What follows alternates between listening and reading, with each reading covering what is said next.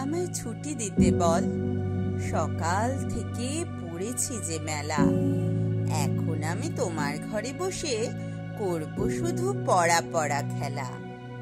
তুমি বলছো দুপুর এখন সবে, না হয় যেন সত্যি হলো তাই।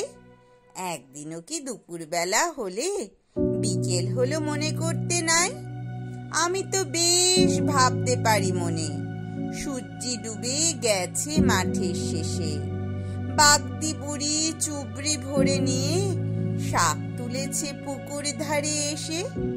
আধার হলো মাদার গাছের তলা, কালি হয়ে এলো দিঘির জল। হাটের থেকে সবাই এলো ফিরে, মাঠের থেকে এলো চাষির দল। মনে কর না উঠলো সাঁঝের তারা, মনে কর না সন্ধে হলো যেন। রাতের বেলা দুপুর যদি হয়, দুপুর বেলা রাত হবে না কেন?